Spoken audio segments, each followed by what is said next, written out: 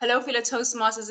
It's the fourth Monday of the month, which means it's yet another edition of the Corporate Leadership Network. It's lovely to have you with us. If this is your first time joining us, the Corporate Leadership Network is a forum for leaders from corporate clubs.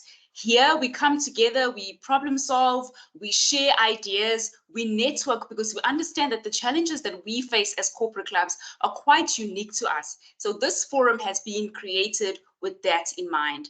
We've covered so much here on Corporate Leadership Network since it started last year. The first session kicked off where we spoke about unlocking the benefits of Toastmasters in your professional life and how it can assist you. We then moved on to speak about how do we create quality learning and development sessions that speak to our members' needs. Marketing Toastmasters to our colleagues and attracting them to guests was another topic we discussed. And then we ended off the calendar year by speaking about how to convert our colleagues from guests to members. This year, things took a very, very fast turn. We spoke about accelerating your members' growth through mentorship, how important mentorship is as part of our growth as Toastmasters. We even had a standalone session where we showed you how to start a mentorship program at your club. Last month, it was all about retaining members. How do we go about doing it? We understand that a member in hand is worth two in the bush. It's easier to keep your member than to try and get another one or two. The facilitator showed us how and strategies on how we can go about doing that. Today is a culmination of all the topics that we've discussed leading up to this point. Leaders, if you're not aware, the dashboards, as we call them in Toastmasters, or the individual scorecards for each club have officially updated. The question is your club distinguished? And if not, why not? Today, we are going to talk about all things Distinguished Club in a topic that we've called Becoming a Distinguished Club, Sharing Best Practices. We have 4 leaders from different corporate clubs across Southern Africa. They're going to share their experience with us on what it took for them to become the successful club that they have been. So please sit back, relax, and enjoy this conversation with us. Let's get started as we introduce our first speaker, or our very first panelist. She is from a club which registered 7 months ago. In fact, on the 30th, it will be 7 months. So this club is not even a 1-year-old yet, but it is already distinguished. And what's amazing about this particular club is that it registered or charted online. So online is all they ever know. Yes, you can start a club even during the lockdown. They certainly have. Please welcome onto the virtual stage from Division P in Durban, South Africa, Michelle Sopasad from Nedbank Durban. Michelle, it is so lovely to have you with us. Thank you so much for accepting our invitation. If she could please be spotlighted. Michelle, you're going to kick off this conversation for us. We're going to ask all the leaders the same question, but I'll certainly start with you. Being a distinguished club doesn't just happen. There has to be some kind of purpose and there has to be some intention around it. What needs does your particular club, Nedbank Durban, address for its guests and for its members? Thank you, Maud, and thank you for this awesome opportunity.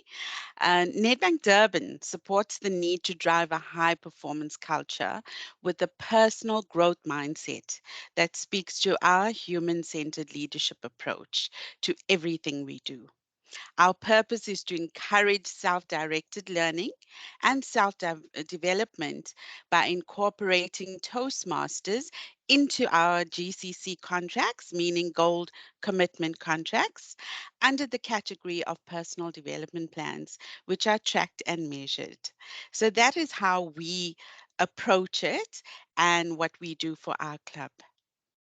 You heard it from Michelle. It's a high performance company. So if you're not into high performance, you're probably not going to match up to Nedbank or to Nedbank Durban. Lovely to have you as part of this panel, Michelle. Our second speaker is yet to arrive. So we'll move on to the third one because she is here.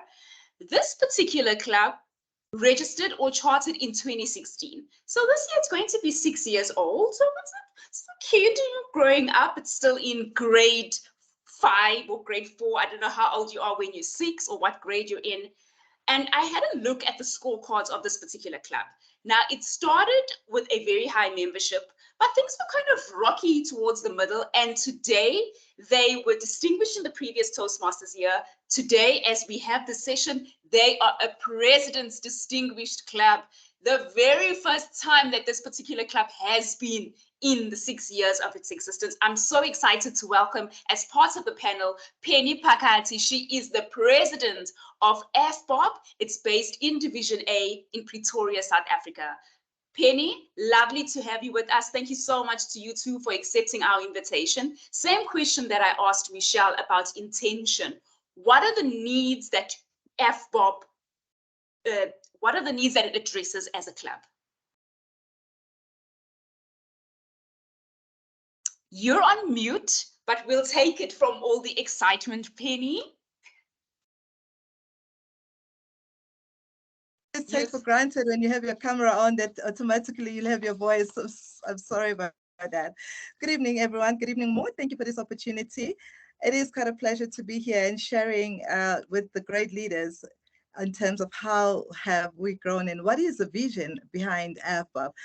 With a club like AFBOB, the focus has been continuous development, continuous growth. This is what we represent, and we fostered it in every aspect. So what happens is like we don't just believe in training and that's it, but we want to see things happening. But we have called or named the club Game Changers because it is all about transformation. It is all about being a game changer, go out there and making a difference. So that's basically what's the vision behind what we do as AFBOB. Thank you. Go out there and make a difference, be a game changer. They've certainly been a game changer. President's Distinguished after 6 years of being in existence. We're going to find out a little bit more about how you did it as a club, Penny, so don't you worry. And then we're going to introduce our next panelist. Now, this one I'm quite excited about, and you'll understand why. This particular club is, I don't know what you call a baby when they're 2 years old. They say terrible twos, but I'm sure this club is not terrible. It's just a name they call kids, definitely not this club. Leaders, today is a very special day for this particular club. I had a look at the scorecards, and this club is turning 2 years old today. We don't often do this here. I'm going far away from the script. It's not been scripted. I'm going to ask all of us leaders to please unmute ourselves and to give a virtual round of applause to Arthur Tembe. He is the president of FNB Inspire. It's based in Maputo, Mozambique. And today, the club officially turns 2 years old. Happy birthday! Happy birthday. Well done. Arthur, it is so lovely to have you with us. Before I even ask you the same question, what are we going to do to celebrate? Mo, this has been, it's been a roller coaster day, and especially because we've achieved this status. So it's a great birthday party for us. More than that, I couldn't wait to wish for more than that. The members gave us the present, so the party's on. What a way to ring in a second birthday. I know there's different ways you can go about having it, but being a President's Distinguished Club by your birthday or your anniversary is just amazing. Arthur, I had a look at the statistics. This club charted in 2020, a month after the world was turned upside down and a lot of countries went into a hard lockdown. FNB decided to invest in its employees. Same question I asked the other leaders. I'm going to direct it to you. What needs does FNB Inspire address for its members, potential and current? Thank you, Maud. Thank you, everyone. For us, it's part of our name as we call ourselves Inspire. So we set out to inspire our members and inspire the wider company. We want to ensure that in this turbulent time, people actually set out to have a learning, but a relaxed based learning. We also understand that our members are unique. They have unique challenges, they have unique schedule, and being part of a corporate world, it brings an additional way to their days. So we set out to inspire them. and to actually drive success in their careers. So that's what FNB Inspire is all about, inspiring our members to achieve more. What a beautiful need to address, inspiring leaders to achieve more. You can see his virtual background even speaks to it. We're very, very excited that you've decided to spend your club's anniversary with us. Leaders, I want you to start thinking about the three leaders, one leader that's is yet to join us, the three clubs or the leaders that represent three clubs. Which kind of a club are you from? Are you from a club that just is less than a year old, like Nedbank Durban? Are you from a club that is maybe 2 years or less than 5 years, between maybe 1 year and 5 years? Or are you from a club like FPOP that is more than 5 years or 5 years and more?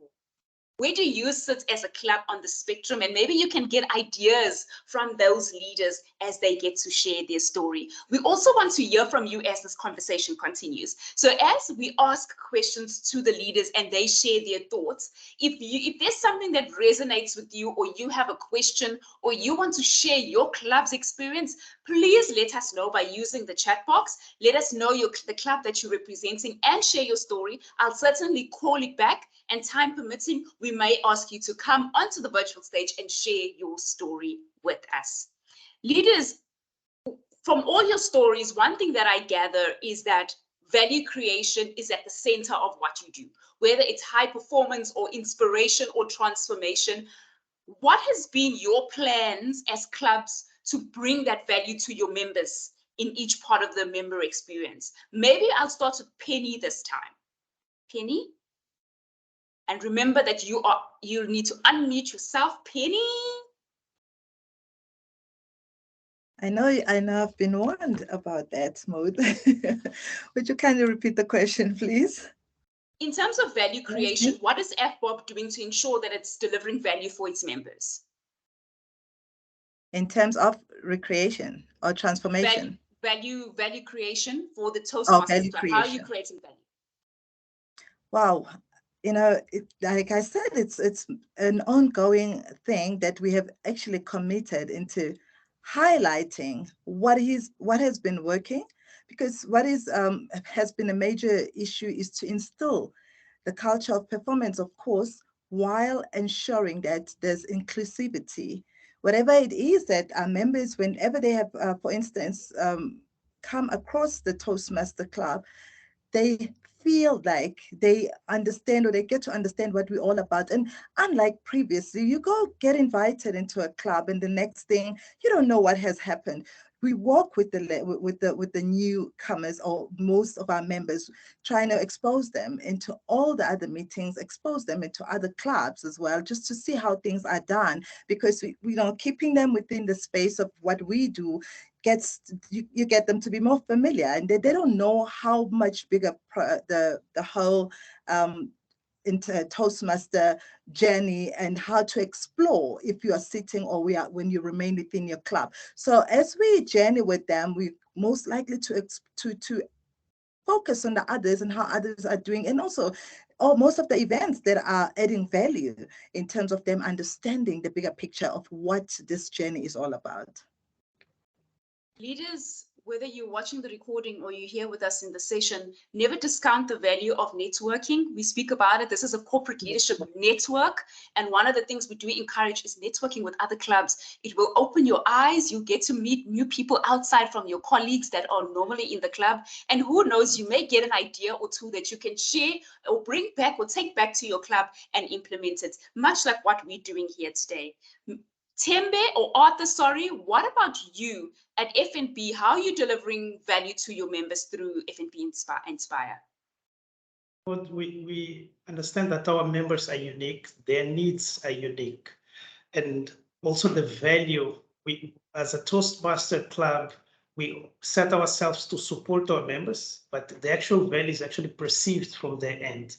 So what we do is actually work with our members, ensure that they starting from choosing the pathways, we make them comfortable enough, understand what they need to, what their goal is, and from that goal, they map it to the actual pathway. That's one end. And on the other end, we are a fast-paced company. The day-to-day is as crazy as one can imagine in the corporate world. So that we set up the FNB Inspire meeting space to be a safe and comfortable place to be. Just as a curiosity, our official language is Portuguese, and we chartered the club as an English speaking. What we are trying to bring with this is improve the language speaking, break barriers, because we deal with the wider company, which everybody else speaks in English. So this is the value we try to bring. While building the leadership skills, we also try to improve the language usage and create a safe environment. This is where you can actually speak broken English. So that's how we deliver it. There's no better way to break barriers than to be in a club that's in a language that is not your first. That is so, so, so amazing. Michelle, what about you? Delivering value, what is Nedbank Durban doing in that space? Well, at Nedbank Durban, we focus very highly on the members' experience. During orientation and through educationals that are presented by our mentors and members, are guided on how to choose their pathway that will bring value and purpose to them. Our plan requires that each member is fairly represented and each one has a chance to learn new skills by planning ahead. We ensure also that roles are shared equally so that no member is left behind. Each member is given a chance to participate in roles and progress on their own paths. We use Easy Speak as a guide to where each member is on their pathway journey and use that information to plan our events. When planning the agenda, there are appointed roles for which the guidelines are shared to them individually on teams. This fosters confidence in them during the event. This in turn creates a dynamic and collaborative user experience for our club. I love how you spoke about no member left behind. In this particular year, our theme is every member matters. And I hope leaders that as we go through the discussion, you're seeing how important the member is to the experience. You're not going to be a distinguished club if you do not put your members first. And so I'm hoping that you're getting ideas as we move along in the conversation. And a reminder, if there's anything that resonates or you feel or you want to share your club's experience, please use the chat box. If we have time towards the end, we'll definitely ask you to unmute yourself and share your experience with us. A few masterclasses ago, in fact, in November, we spoke about attracting your colleagues to come to your meetings or your sessions as guests. Now, that's very important because your colleagues, your members are your colleagues, because you're not community is not the people you're attracting. You are closed corporate. In fact, all of you are. So your colleagues are the guests that you're attracting. So I'm interested to know, and I'm sure the leaders here too are, what are some of the things that you're doing as a club to attract guests? And I know your VPPRs are very pivotal to this. So I'm hoping to hear the word VPPR coming through in your response. No pressure. We ended with Michelle, so maybe we'll start with Arthur this time. Thank you, Maud. So we see guests, you know how they say the children are the future? So we see the guests as the future of our club. So that's how we try to spread the Toastmasters world company-wide, mostly get the guests from the company. We sometimes open it for external clubs to share experience. But what we do is that we have very aggressive VPPR and VPEs. And they are actually aggressive. They tend to actually take the guests by the hand and bring them to the meetings. But we share a lot of communication, either via email, the official company communication channels, and also WhatsApp. So we tend to put either on WhatsApp status, we share on the different groups that we have in the company and ensure that we bring all of those. And then the guests are actually our hunting ground for new members. We track those are regular guests. And then we have the communication with them, and we've been able to grow membership in that sense, where we also ask those who have been regulars, we ask them to, if they want to be on board, we put them in a, I don't know the exact English word, but it's a probation or temporary membership, just to assess how they are, how willing they are for the Toastmasters. But for us, guests is actually where, and sometimes we tend to have more guests in our meeting than the actual members. So we must be doing something right there. I love how you said it's a hunting ground. Your guests are hunting ground. It must be quite interesting. I'm visualizing it. I'd love to see it in action, but no pressure, of course, Arthur. And then, Michelle, what about Nedbank Durban? Thank you so much. At Nedbank Durban, we are so passionate about inclusivity and make sure that our in-house social media platforms, we use them to our best ability, such as Yammer, where our VPPR shares our poster events. As an EXCO team, we also make use of our monthly town hall events to promote our club and share our club's purpose, vision, and mission, where we invite all Nedbankers to join our sessions as guests. These two approaches alone have worked tremendously well for us.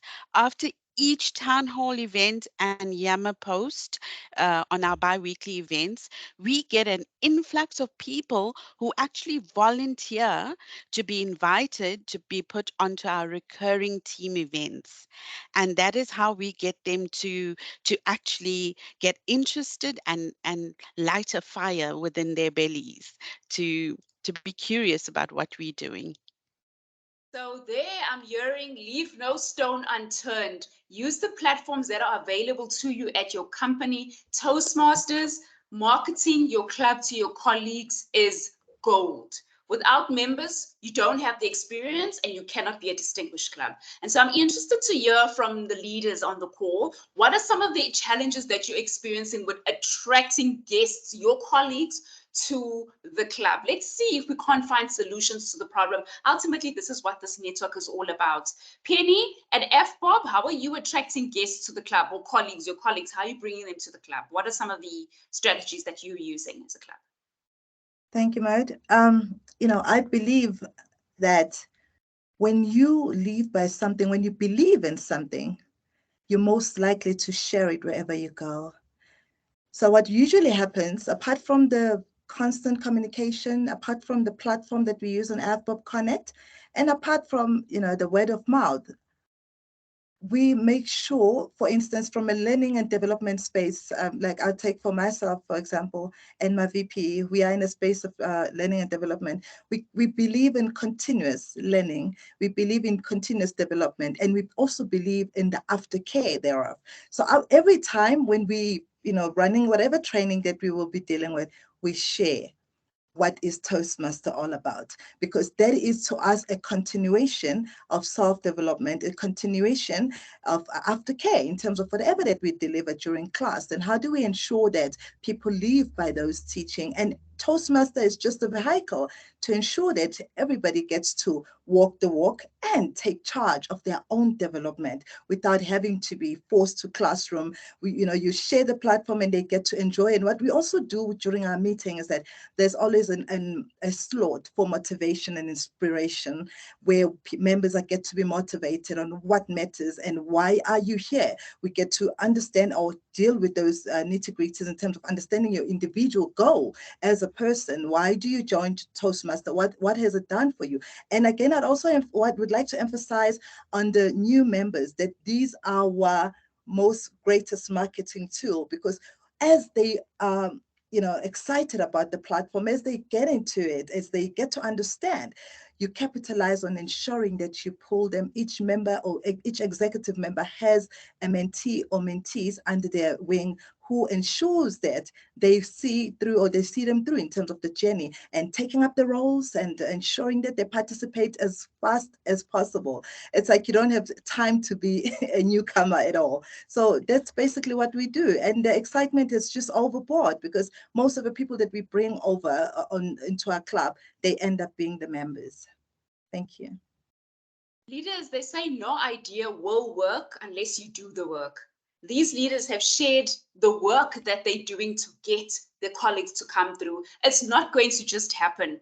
I want to ask you, I want to challenge you, if your colleagues, the ones that you work with in your department, if they do not know that you're a Toastmaster, then you're probably doing something wrong. Toastmasters is not a secret society for 20 people. If your company has 200, 500, 1,000 plus people, it would be great if they knew about it. So use all the resources that are available in your company to get the word out there. How can you go about doing this? A great resource will be your internal comms or your corporate affairs, whatever you call them within your company. Go to them. Ask them, can we use our resource to market Toastmasters? We have this Toastmasters club internally, and perhaps share with them what Toastmasters is about if they don't know, but commit to giving them content regularly, because that's the way your colleagues are going to know about Toastmasters within the organization. And don't ever discard word of mouth. It's probably more powerful than any social media tool out there, leaders. So go out there and tell your colleagues about Toastmasters, and who knows, that may become your next member. On the topic of membership, leaders, now we've got all these guests and we need to convert them to members. And I'm hoping you have a strategy, because your PR or your marketing strategies are amazing. At this point, I'm hoping, no pressure, you're going to put a word like our vice president of membership. So what are you got? What are you doing, or what's your club's approach to taking these guests that are regularly coming and they're on probation, like at F&B Inspire, and converting them to members? Maybe we'll start in reverse, and we'll start with you, Michelle, this time. Lovely. Yes, so our ExCo team, and especially our vice president of membership, what we do is the minute we get somebody who's interested, we take the time out to share personal messages on email. We touch base with them on Teams with the guests who show interest, and encourage them to participate in our events in a way that they feel comfortable. And one of the things that we try and pull them into is our table topics, and to keep it light and fun, and a 1 to 2 minute feature. This makes it easier for them for us to convert them into members, because they get first-hand opportunity to join in and feel included. Remember, we focus very much on inclusivity. We also encourage them to send us their bios if they belong to other clubs and would like to become a member of ours as well. So if you are a guest, we would like to know more about you. This approach has worked very well at Nedbank Durban, and it is a key factor to us achieving our distinguished status. So you don't just take a member and get them or sign them on board, and then you say, oh, just deliver your icebreaker. You're walking them through. It's almost like a journey that you're taking them on, orientating them on the Toastmasters program. Thank you so much for your input. Then we move to Arthur. Arthur, converting guests to members. I know they're on probation, but when the probation is over, then what happens? Simple. We ask them to drop us an email. They should drop an email to the VPM, myself as president, and the VPE, stating their interest in joining the club, and also making sure they copy their head of department or line manager. So this is to ensure accountability, since we are a sponsored club. Once we get that email and we get the confirmation from the line manager, then we are now set up to onboard them. Then we have the VPE running an overall view of what Toastmasters is. So if they've been in the meetings, they've seen some of the Toastmasters, but now they need to understand what they're getting themselves into. So overall walkthrough on pathways, giving them an overview, and only then we bring them on board. We also use a strategy where we map the club objectives. So we have the membership objectives and the number of members that we need. We try to balance those, the number of members we will receive versus where we are in terms of club objectives. So that will be the overall approach we take. I'm going to throw Penny a curveball, and I'm hoping, Penny, that Table Topics has prepared you for this.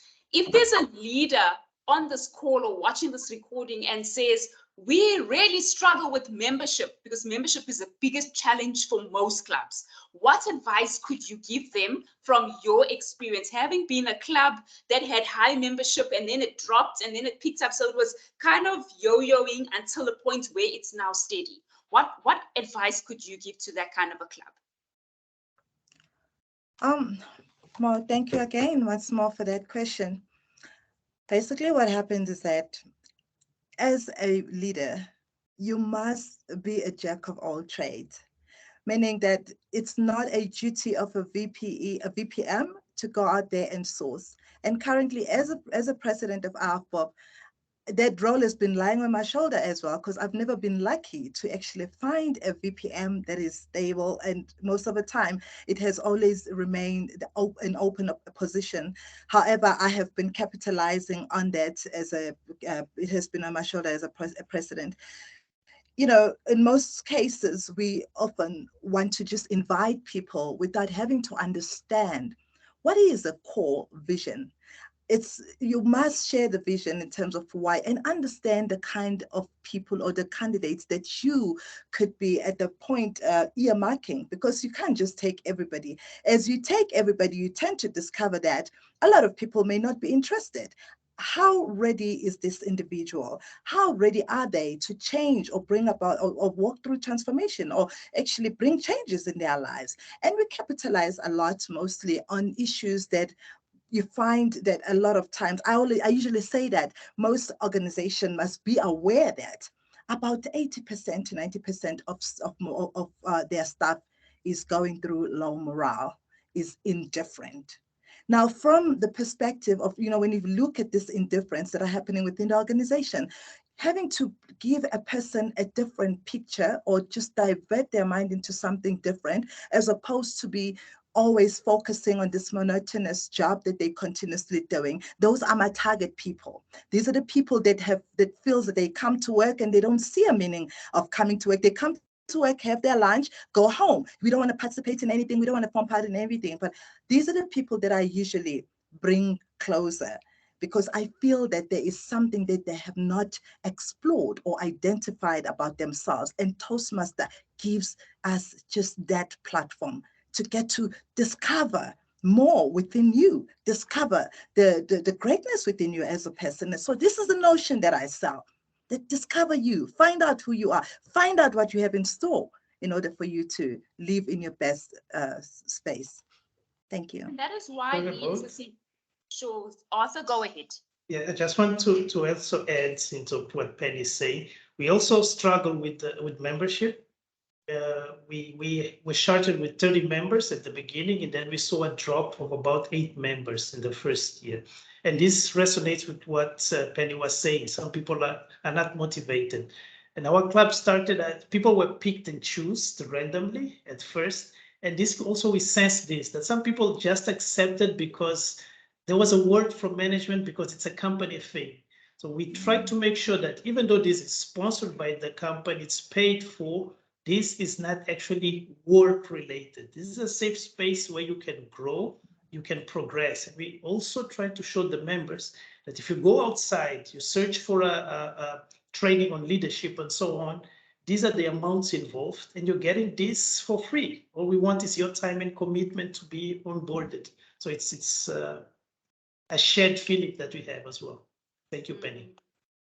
Michelle, Thank you. you'd like to add to that? Yes, I would. You know, we've also got to take into consideration the climate that we're in, and people are very, you know, challenged in what they're facing, and we need to show empathy for that.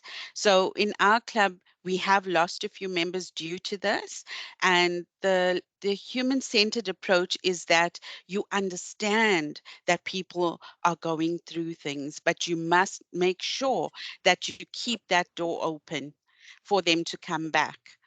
So yeah, it's about staying human-centered. Absolutely. Staying human-centered and keeping that door open. Think about it. If you work in a company, and I'm hoping we all do, or we own our own companies, but for you as corporate clubs, you work in the company, and if something is wrong, HR is bound to come to you and say, Arthur, are you okay? Penny, are you okay? But we don't do that in Toastmasters clubs. You know, someone disappears for 2-3 weeks and we think, oh, they're just not interested. We need to have that human-centered element. They say everyone is going through a battle that we know nothing about. And yes, we do this for extramural to develop ourselves, but ultimately, like we said, every member matters this Toastmasters year. And we need to keep our members at the center of everything that we do. But I like something that Penny said earlier is Membership, Toastmasters, is not the responsibility of solely the vice president of membership. If you've ever had an induction at your club, there is a script that is read, and even on a membership form, there's something on the bottom left called a Toastmasters Promise. If you've never seen what I'm talking about, go and do a Google search, Toastmasters Promise. It will show you, and one of the bullet points says there, I promise that I will bring members to the club so that they can also enjoy the benefits of Toastmasters as I have. So that promise is a promise that your colleagues, you will also bring them to the club so they will see the benefits of Toastmasters. And just think about this. If your club has 8 members, imagine if each person brought one colleague every single meeting. How many members could we have in 6 months, in 1 year? If your club has 20 members, imagine if each of us brought a colleague and they were on probation, to say they were in FNB Inspire and they're on probation, and then after the probation, of the 20, maybe we take 10. Your club could grow, but everyone needs to work towards it, leaders. We can't just rely on the VPM or even just the president. If we're all pulling our weight, we're certainly going to crack the shell one member at a time. I thought let's zone in on this, leaders, because this is a challenge year in District 74. A lot of our clubs are almost distinguished, but the biggest challenge that they have is membership. So I hope I've challenged you, leaders, to look at it differently, go back into your teams, deconstruct what we've just said, and find a way that could work for you as a club. Leaders, now that we've got our club set up, in every Toastmasters year, we have training. So we're leaders, we don't know our roles. A lot of us, we work in tax or finance, but we take on a VPE role or whatever role we're taking. There's Toastmasters training that happens regularly throughout the year. How do you ensure as teams that your clubs attend the training so that they understand their roles? Maybe I'll zone in on you, Arthur, since you're also a president. How do you make sure, how do you motivate them to attend and actually get value from it? This all starts with accountability. So we at the Club EXO, we make sure that everyone not only is accountable for their role, but to ensure that if they want to perform their role accordingly, they need to take the training, and also leading by example. We are also pushing the members to complete their pathways and so on. So we make sure that the leadership of the club takes on the training. But we're also not afraid of taking the hard decisions. And we had in the past to take that hard decision with some members of the leadership team.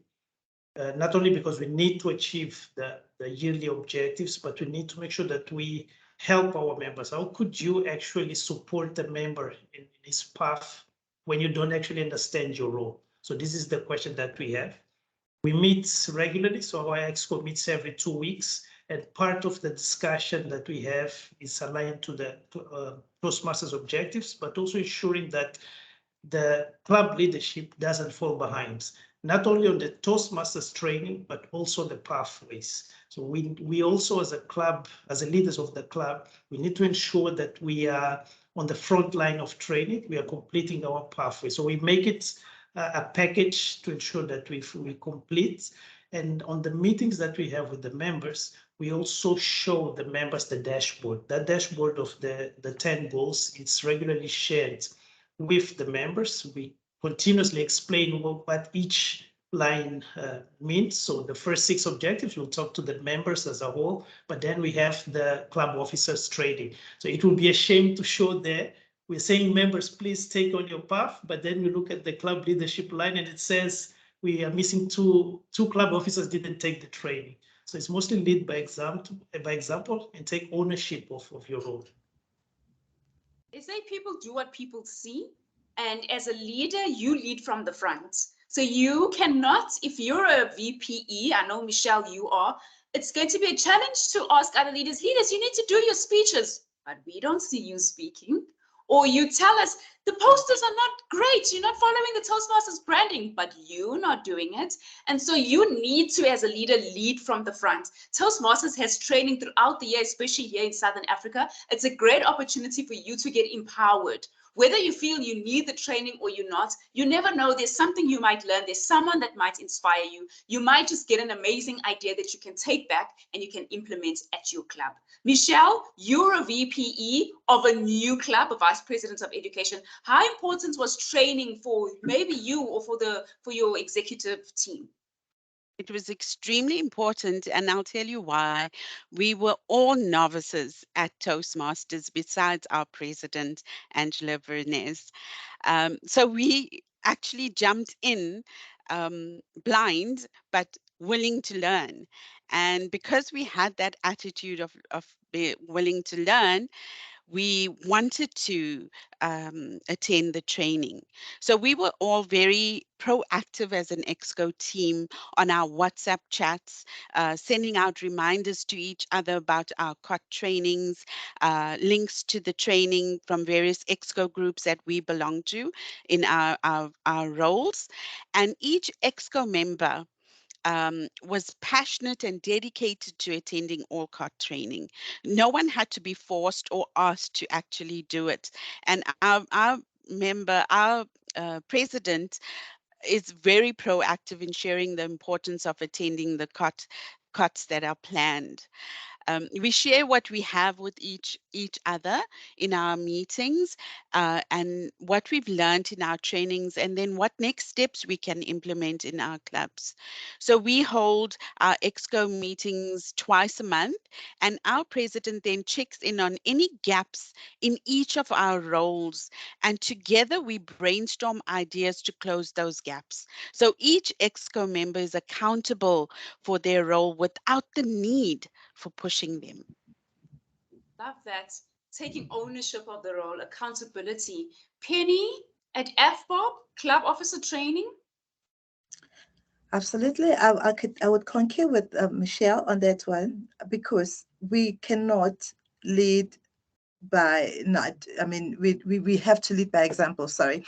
And it is necessary for us as leaders, as club officers, to ensure that we go forth and then attend those trainings. However, what we also do is that we have believed in succession planning from the onset, that there has to be somebody who's ready to take up or to go for a training in case the person that was earmarked or the current executive is unable.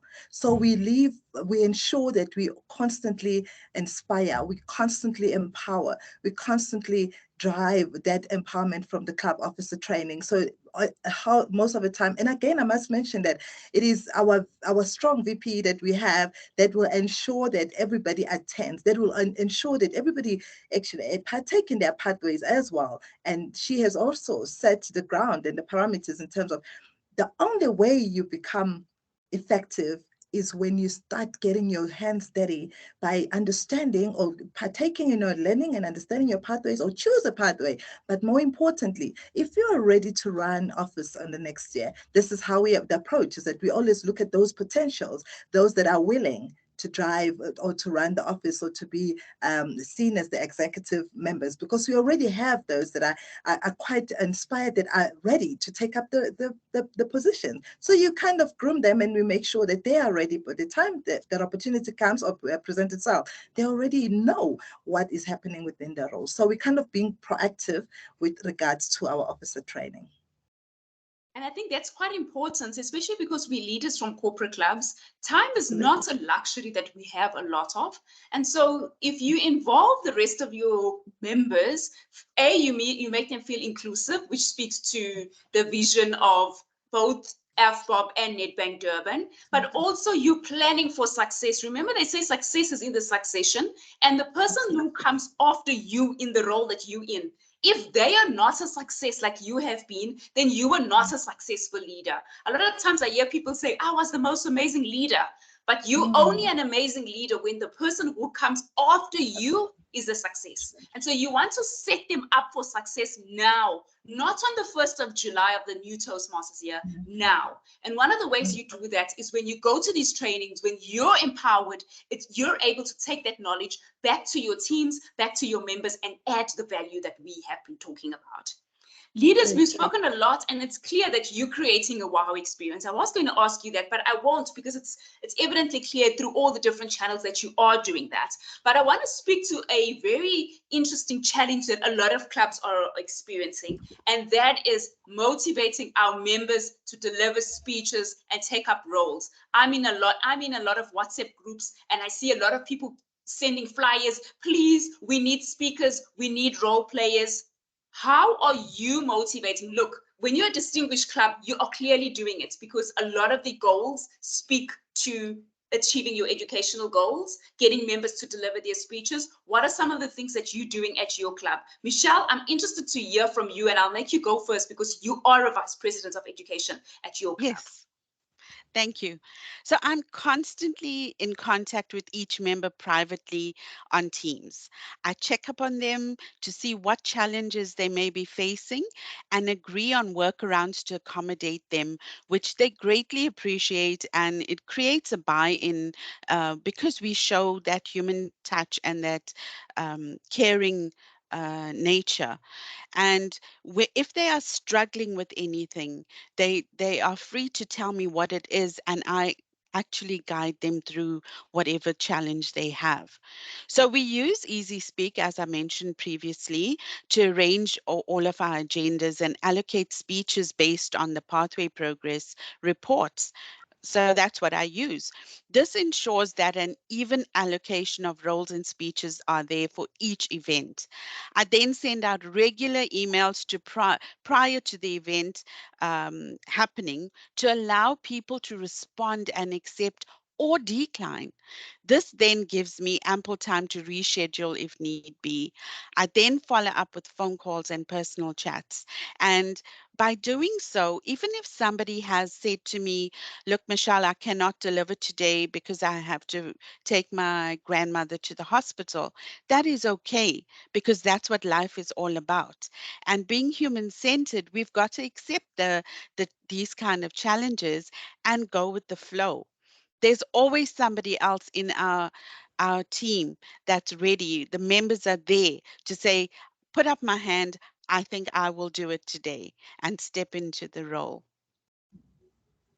Leaders, I'm interested to hear from anyone here who could tell us what the challenge is that you're experiencing with regards to this. Like I said, I'm in a lot of Toastmasters WhatsApp groups. I see corporate clubs sending, we need role players.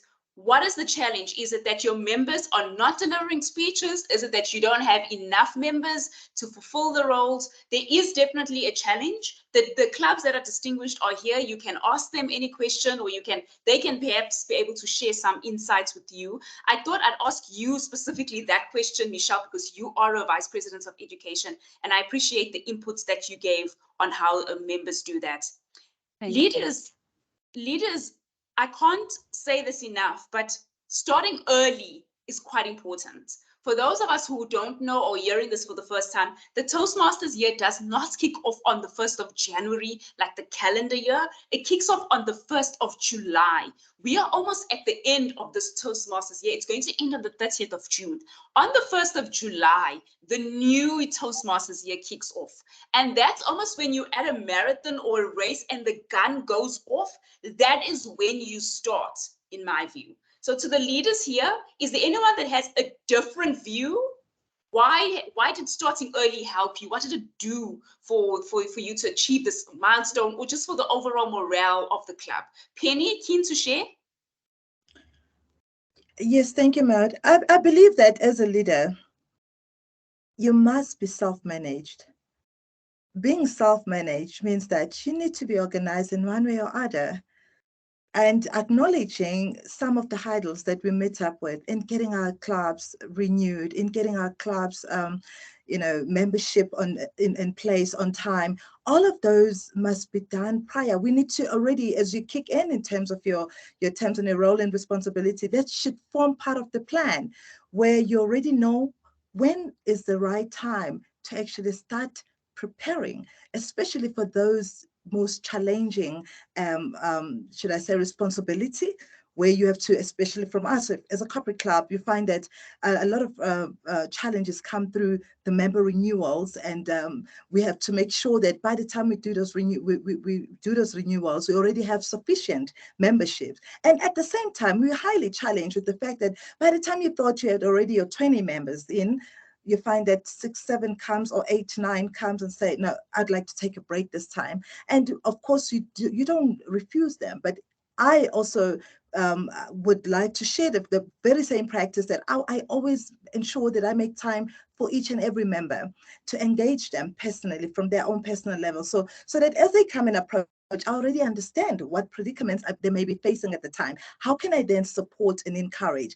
Another instance that usually happens, we find that it's easy to focus on Toastmasters, but what I usually do is that I look at the background in terms of how well are you doing in your own space of work?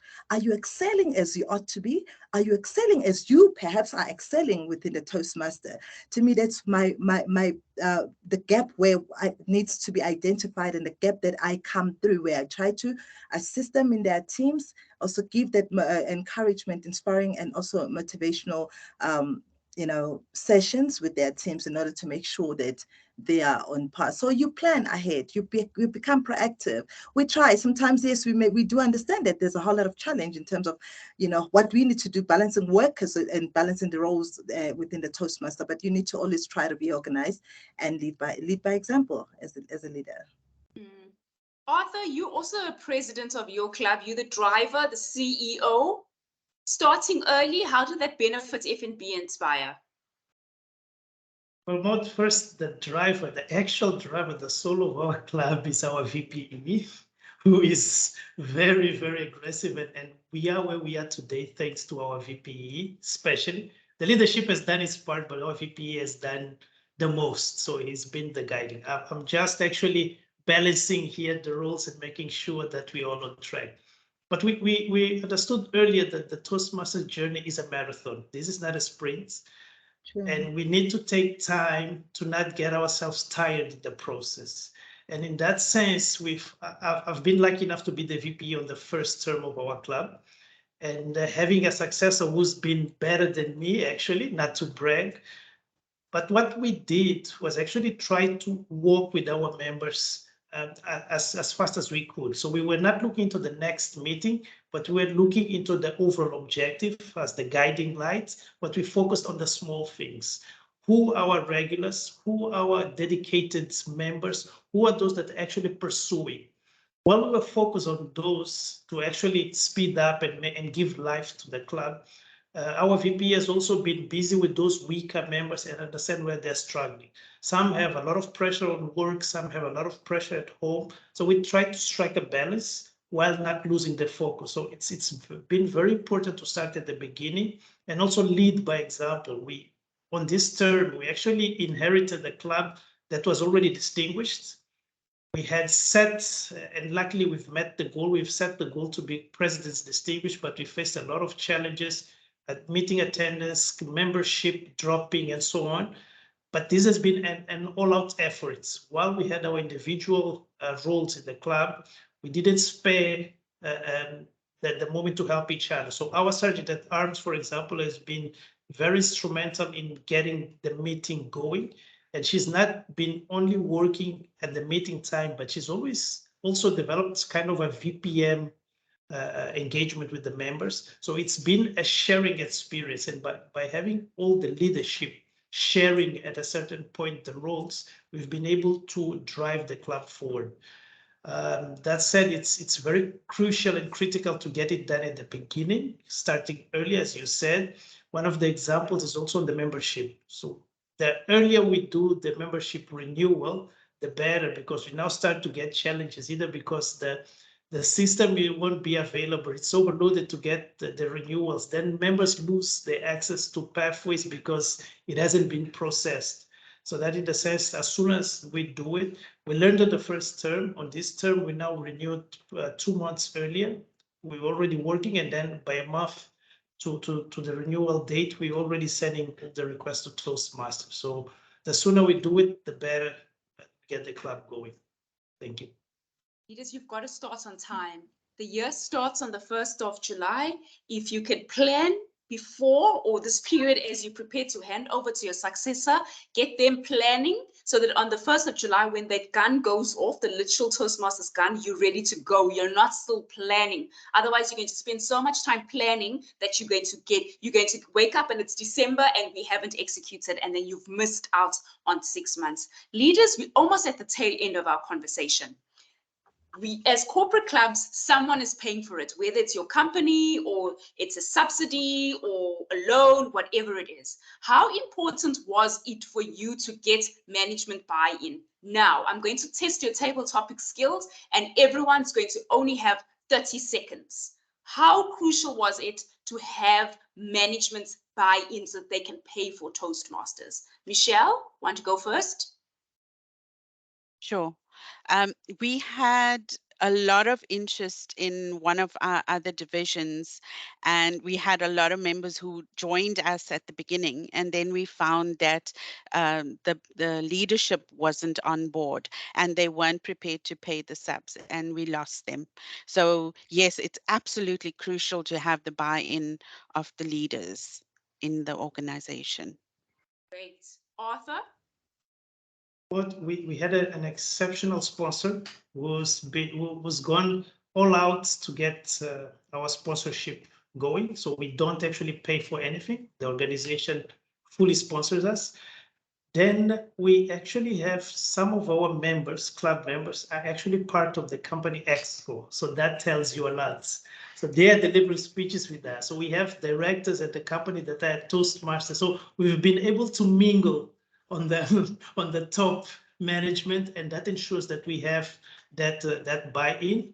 And we now have, as a goal for the workers, we have HR on board as well. So HR is now bringing us new members. So that's, we are covered on that front. Thank you.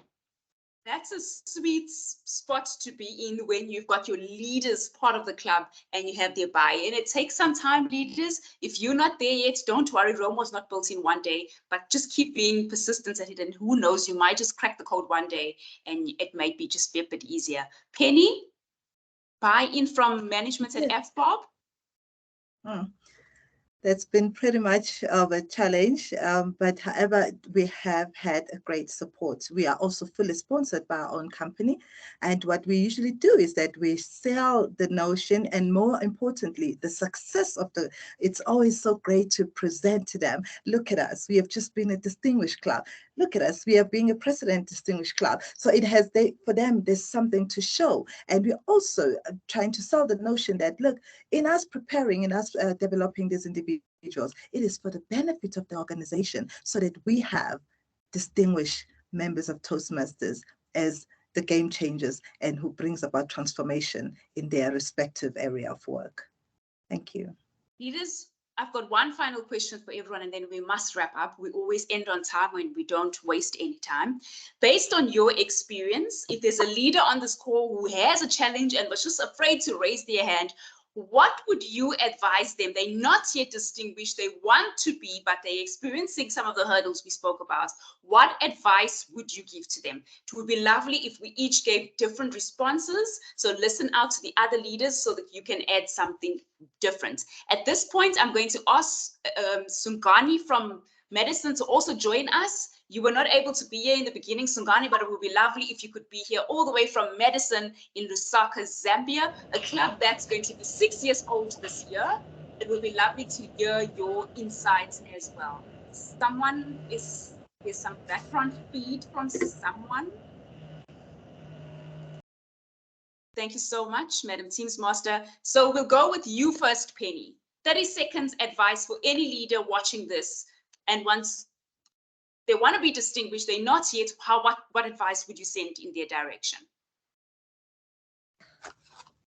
Perseverance, believe in it, As you believe in it, you tend to influence. Remember, as leaders, we get to influence more than try to instill or try to talk. People must see you walk the walk, and people must look at you and want to be like you. So I think it's more about influence and continue at driving the membership. Eventually, people will get to grab the concept, but be intentional about who you bring on board in terms of who should be part of the Toastmasters. Love it. Sungani, all the way from Madison and Lusaka, one advice that you would give any leader?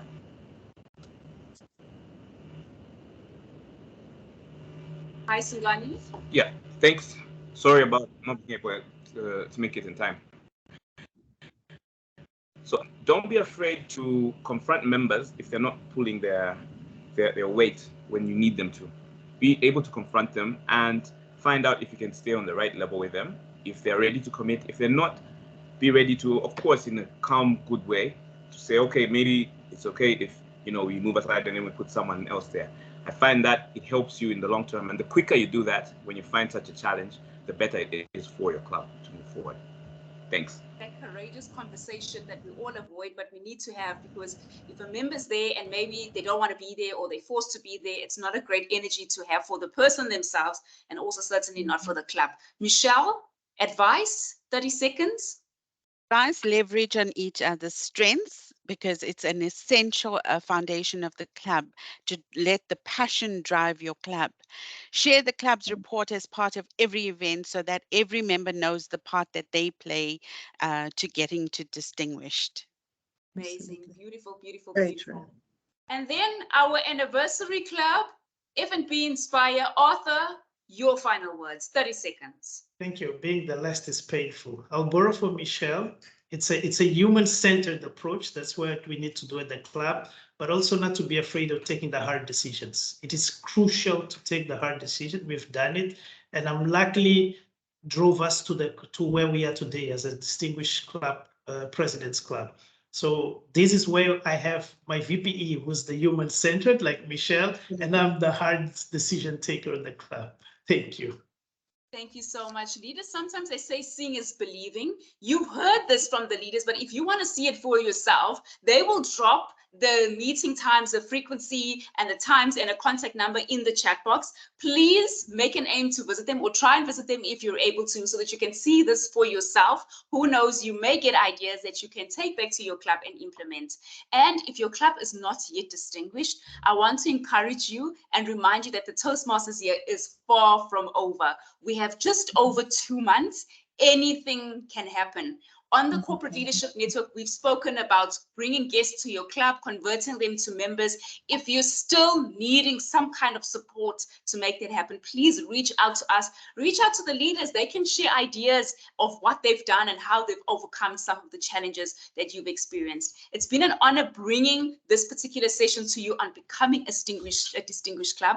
Thank you to our 4 leaders for sharing best practices that they have done to ensure that they stay that way. And so a virtual round of applause, please, for Michelle Supersod from Nedbank Durban, Penny Pagati from FBOB, Sungani Piri from Madison, and Arthur Tembe from F&B Inspire Toastmasters. Thank you, Maud. Thank you, leaders. Thank you, everyone. It's Thank been an you. honor bringing you this edition of Corporate Leadership Network. We gather on the 4th Monday of each month. So I will see you again on the 4th Monday in May, where we'll be talking all things succession planning. How do you plan for success, and how do you set your successor up for success? It's been an honor bringing you this masterclass today. We'll meet again next time. Take care. Thank you, Awesome. everyone. Thank you. Bye. Good evening, everyone.